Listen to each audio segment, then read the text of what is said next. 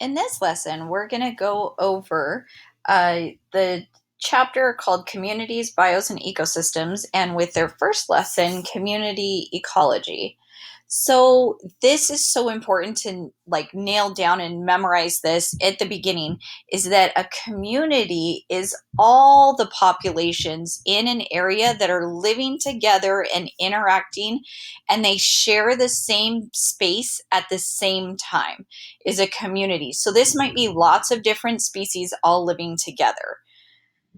And there's a lot of things that can, here's an awesome camel. There's a lot of things that can affect a community, both biotic living things and abiotic non-living things that can affect a community. So some biotic things that could affect a community is maybe the health of certain organisms, that they are healthy and that it has a good working food web and different things that different organisms can eat. Maybe the abundance of plants or animals are all factors that will affect a community or affect an ecosystem. Some abiotic, some non-living factors that would affect an ecosystem. For instance, with this camel, maybe it's a drier year than normal, so there's less water available, less plants. Also, I just noticed this camel is kind of tied up, so that's kind of sad. Anyways, moving on. There can be abiotic factors like maybe the soil is more acidic, or maybe it's even more basic than normal, so things aren't going to grow as well one way or the other. You could have more wind, you can have more or less of different types of precipitation. All of these will affect the ecosystem. So ecosystems grow and change over time in what's called succession. And there's two types of succession. The first one that we're going to talk about is called primary succession. And in a primary succession, see how it says bare rock? There's a question at the end of the section about that. But essentially, primary succession starts where new land has basically been formed, or basically, a disturbance so large that nothing is there for sure. You can also have, there was a cool island called Surtsey, and Surtsey, I'll show you really fast, is an island that basically it erupted in 1963, but by 1965, it had already grown just this tiniest little grasses and mosses.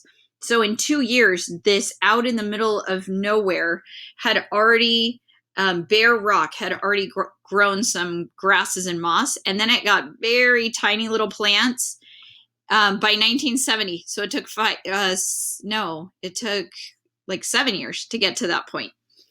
And then by 1995, it actually had some small bushes and everything. So it took about 20 years, and they actually had gulls living on the island. And since then till present day, there's actually some mammals that go up on the island, and it's actually has some smaller plants like shrubs. So that would be a primary succession example. But a primary succession, sorry, I think I just went to the wrong one. Okay, a primary succession is where you start with bare rock.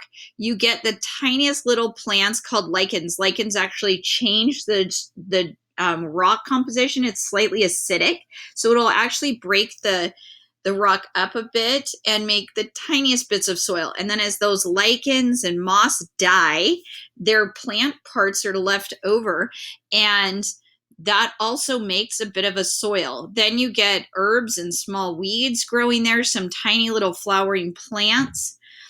Then you can start getting grasses. All of this is further breaking up the rock and soil until you eventually get to shrubs, and then a big jump here to trees. And after a long time, you'll get some mature trees. This process takes a long time. Like in the example of Surtsey, from the time it exploded and was made a fresh new island in 1963 till now, it's almost 60 years, and it still only has like it's still only right here. So this process takes a very long time. It's called primary succession. So basically, the pioneer species makes soil that makes like it's almost like an acid from the small lichens and mosses, which break down the rock to make a soil. Then small plants can grow, then insects and fungus can come in. You've got shrubs and then trees, and it takes a long time until you get to this. The final community that's there is called the climax community, which is the mature, stable, and it'll stay in place for a long time community. So primary succession. There's another type of succession, and this one's a lot more common.